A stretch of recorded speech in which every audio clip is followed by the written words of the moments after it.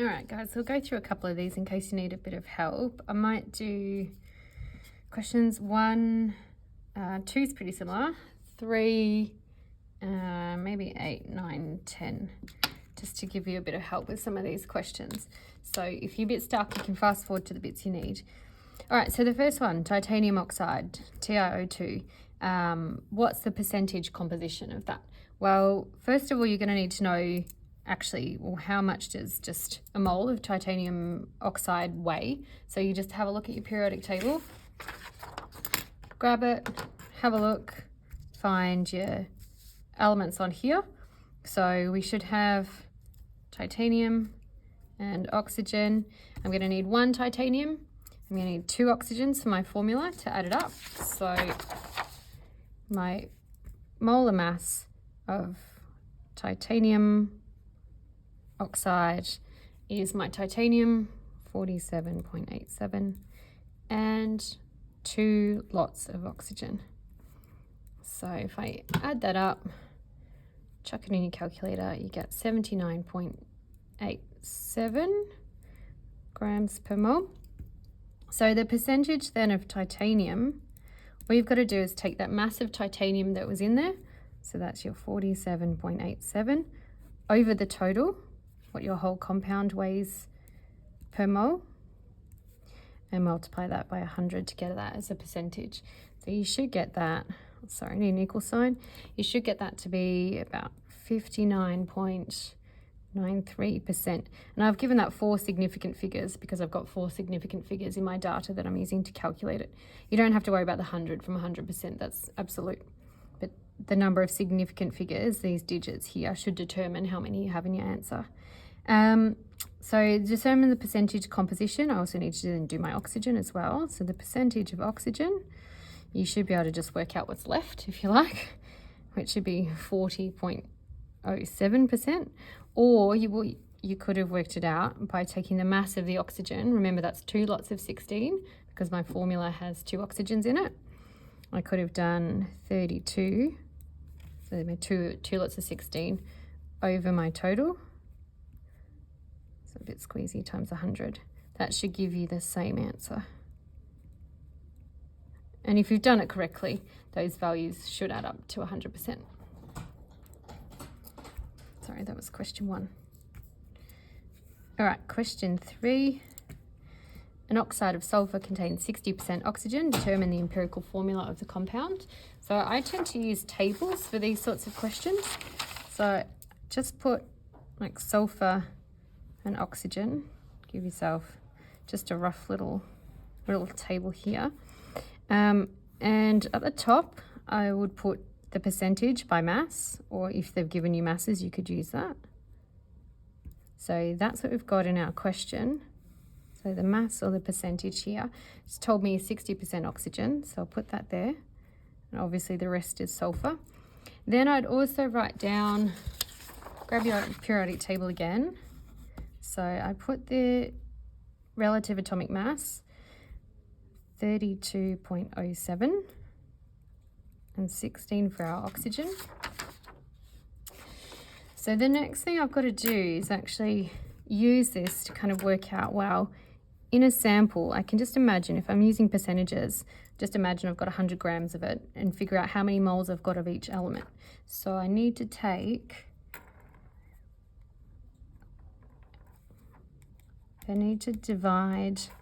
my percentage, or the mass. Sometimes they tell you the mass in grams. So I realize that's going off the edge of the camera there. I've got to overlap that a bit. Divide that percentage that they've given by each element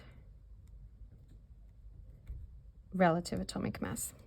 So I'm taking these and dividing them. So I've got to get your calculator out, and then you've got your moles per 100 grams in this case. I'll give myself a bigger box just so I'm not so cramped. So 40 over 32.07 give us 1.247. And my oxygen here, 60 divided by 16, I'm going to get 3.75. So what I can do now is find my molar ratio. Now I've actually got the elements from their masses or percentages, converted that to how many moles, then I can actually look at what's that ratio. To find a ratio, if you can't remember, you divide by the smallest value. And we divide both of them.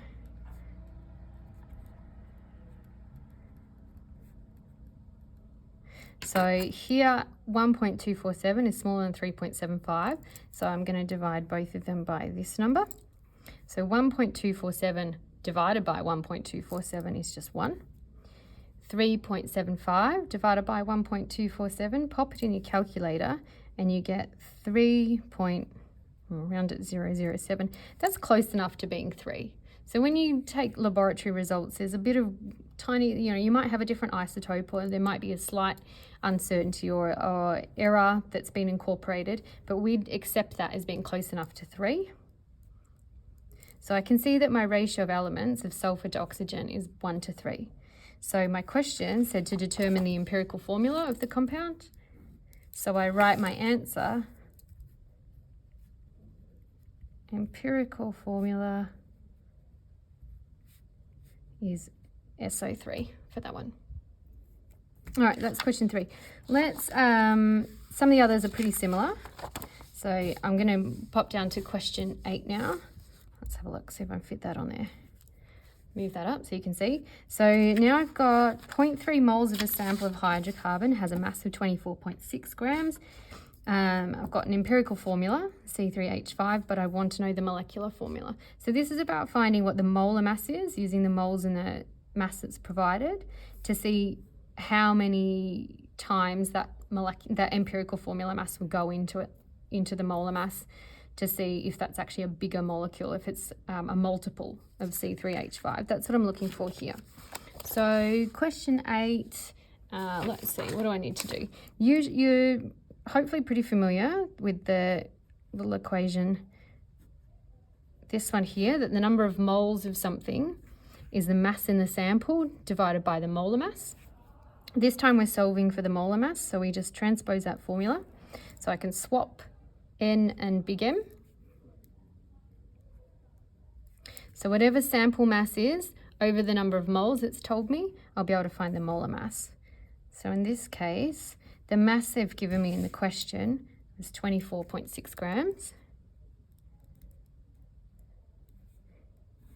And the number of moles was 0.3. And I can see too, if I put the units in there, I can see I'm going to get something that's grams per mole when I solve it. So pop that into your calculator. What do we get? We get about 82. I think 82 pretty exactly.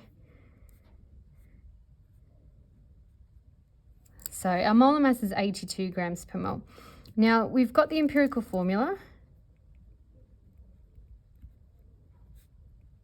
They've actually told us that. The empirical formula mass in this one, so remember that we've got C3H5. So I can calculate that the same way I do any molar mass. So 3 lots of carbon is 3 times 12.01 plus 5 lots of hydrogen, 1.01. I get an empirical formula mass of 41.08. Now, that's not right, but I can see straight away that the actual molecular mass is about double. So I can see that that is approximately, or that is half the molar mass, the empirical formula mass. Therefore, my molecular formula must be, remember I had C3 originally, so C6, double that, H10. So my actual molar mass is twice that of the empirical formula mass. So my molecular formula is twice everything that's in the empirical formula. So that's question 8. Grab it. Another piece there. All right, let's do question 9. Sorry, getting things everywhere. Okay, a student is given a 2.486 sample of a purple crystalline solid. Upon analysis, it's found to consist of this amount of potassium, manganese, and oxygen. Determine the empirical formula. They've given an amount here of your sample. That's actually not really very critical for this one. As long as I've got the masses of each of my elements, I can convert those to moles and come up with a ratio, and that's actually all I need to find empirical formula. So I'm going to set up one of these sort of little tables again. I'm going to put potassium, manganese, oxygen. And this time I've got a mass that I've been given, so I'm going to use those. And I'm going to need the relative atomic masses of each of them so I can find the moles. So set that up. I find how many moles I've got of each in that little sample, and then find my ratio.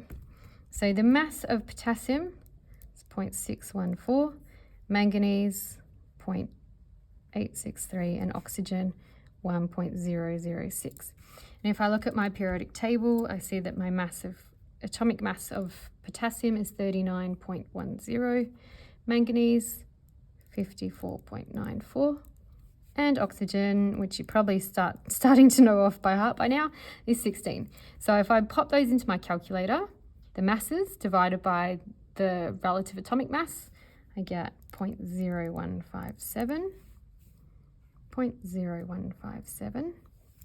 So remembering, by the way, that we're dividing the mass by the atomic mass, so 0.0629.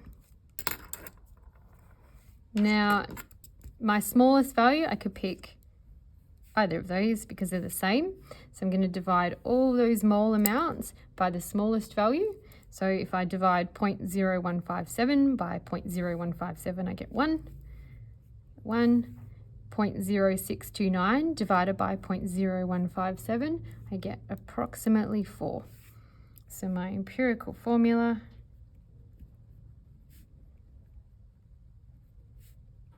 is potassium, manganese and oxygen. That's called potassium permanganate, that compound, and that's how I write it with those ratios. So that's question 9. All right, last one. Question 10, a compound undergoes analysis to establish the following elemental composition. If the compound known as a carbohydrate has a molecular mass of approximately 60, determine both its empirical and molecular formulas. So we're doing the same thing. We're just working out the empirical formula, and then actually, like question 8, we're also then saying, well, if we know what the molar mass is or molecular mass here, we can see if that empirical formula, if realistically that molecule is a multiple of the empirical formula. So we've got 2 parts to that question, but we've done both of those skills already. So let's put them together and solve this one. So same thing, carbon, hydrogen, oxygen. Set up a little table with a mass or a percentage, because percentage is just a mass out of 100 anyway. The relative atomic mass of each element, the number of moles, sorry, pen's a bit inky there. I'm going to smudge that in a minute. And the ratio we'll find. So mass of carbon, or our percentage in a 100 gram sample, 40%, 6.67, 53.3. Carbon, we know has an atomic mass 12.01, 1.01, 16. Okay, so we do our division there, 40 over 12.01. We've got 3.33 moles of carbon in a 100 gram sample. We've got 6.60 moles of hydrogen, and we have 3.33. You probably don't even need to do a calculator to do the next step, to divide by the smallest value to find the ratio. I can see their equivalent, and that's almost twice that. So I'm getting an approximate ratio of about 1 to 2 to 1. So my empirical formula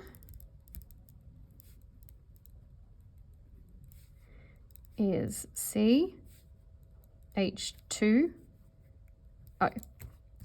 Now, the empirical formula is great, that's one thing, but what would that actually weigh on Earth without gravity? I should say with our mass there. Let's not confuse weight and mass. The empirical formula mass, 1 carbon, 12.01, 2 hydrogens, so 2 lots of 1.01, and an oxygen, 16. If I added that all up together, that empirical formula would have a mass of 30.03 grams per mole. And they've told me that the molecular mass is approximately 60. So molecular mass approximately 60 grams per mole, which is twice the empirical formula.